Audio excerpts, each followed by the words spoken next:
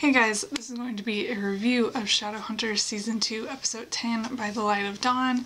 Since this is like the mid-season finale, a lot of stuff happens and I feel like I have a lot that I want to talk about. So I'm gonna try and not make this super long. Raphael, while talking to Izzy, says that he's asexual. He doesn't actually use the word. It would have been really nice if he had, but he does make it clear that he is asexual, and I'm really happy about that. So many people have wanted that for so long. I felt pretty confident that they were going to do that, considering the talk about a new sexuality this season. I figured that's what it would be. Hopefully they do more with it in the future and it becomes like an important part of Raphael's character that continues to be dealt with and like talked about and doesn't just become a thing that was mentioned in this one episode and then never brought up again. The way that they played out everything with the sword was done really well, I think, because it created a lot of tension while watching the episode. And since nothing quite like that happens in the books, like that scenario,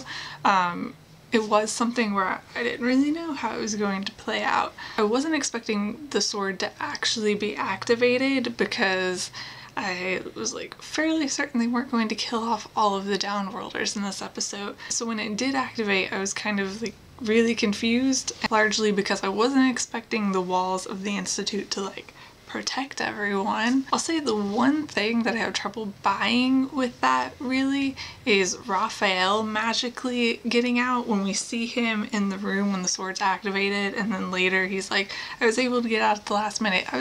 That for me was kind of stretching it a bit, but everything else I really liked how that played out. I also like that the angel's vision was brought up again and that now they have like a theory as to what it meant, and after their theory pretty much fails in this episode, I'm sure that they're all either going to think that the vision's useless or that they interpreted it wrong. One of the fun things about having read the books though is that I totally know what the vision means, and I was pretty vocal about the fact that I really kind of hoped that they wouldn't even deal with the storyline where Jace thinks that he's Clary's brother, because I don't like that storyline in the books, and would have been really nice in my opinion if they hadn't done it all in the show and had done something else instead, but they did do it in the show, and in this episode we finally have Jace learning that he is not Clary's brother, and so I'm relieved that that's over. It's not entirely over yet since Clary still doesn't know the truth.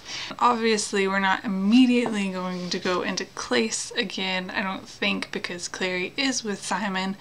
I'm really interested to know how long that will last actually. I am very much not a fan of Clary and Simon being together romantically. I just feel very irritated with the kind of trope of best friends constantly like falling for each other. Almost always it's the female main character with the male best friend who falls in love with her and she's oblivious to it, and I just really hate that trope because I would appreciate way more male-female friendships where like neither of them falls in love with each other and they're just friends. So for that reason alone, Clary and Simon together kind of bothers me, and I am gonna be super happy when it's over. Like as far as Clace goes, I'm pretty like neutral towards it. I don't really ship Clary and Jace together, but I don't really ship them with anyone else either.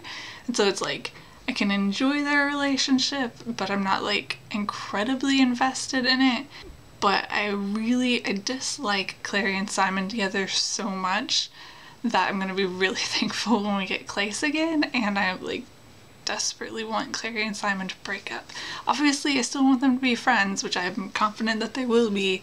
I just don't want them to be together anymore. As soon as we saw Simon drinking Clary's blood, I was super excited because I knew we were going to get the Daylighter stuff, and I was not expecting him to become a Daylighter this early on in the show. But even after Simon drank Jace's blood and I knew that he'd become a Daylighter, I wasn't expecting them to actually have that like reveal until the next episode.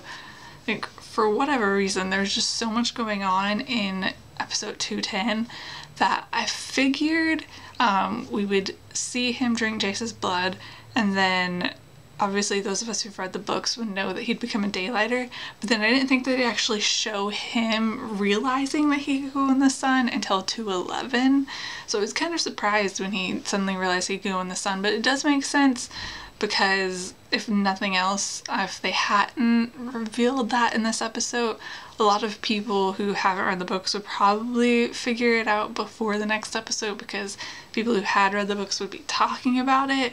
So I think for that reason alone, I think showing it in this episode was probably a good move. Magnus with Madsey was the most adorable thing. I do really hope that we see Madsey again. Of course, we have the I love you scene with Magnus and Alec, which I have to talk about.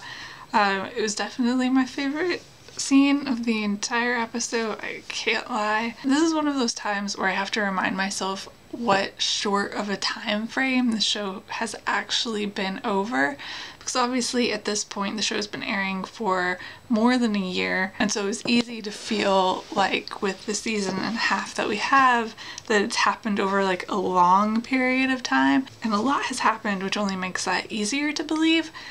But in reality, it's all supposed to have been like pretty quick.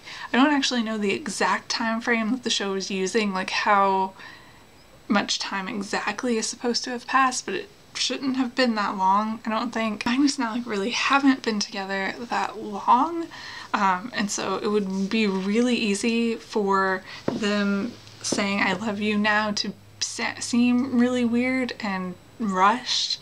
But the way it played out, it didn't. It definitely probably helps that the show has been airing over more than a year. Sometimes it's easy to forget how little time they have actually known each other. But still, I think the way it played out with Alec thinking that Magnus might be dead and then both being super worried about each other, that it made it way more believable that Alec would like blurt it out, especially if we're talking about Alec, who has difficulty talking about his emotions and feelings and things, and who I feel like probably would have needed some sort of prompting to actually say it, like either Magnus saying it first or something like thinking Magnus is dead before he was going to actually say it. Valentine is now a prisoner of the Clave, which isn't something that happens in the books, so I'm very interested in seeing how that plays out. I almost wonder if he's going to stay isolated from the main characters for most of 2B, or if Valentine continues to be an important presence from jail, because I could see it going either way very easily. I think that that's all that I have to say. I am really excited about 2B, looking forward to more Malik and Clary and Simon breaking up and Daylighter Simon and all of that. So I will see you guys later. Bye.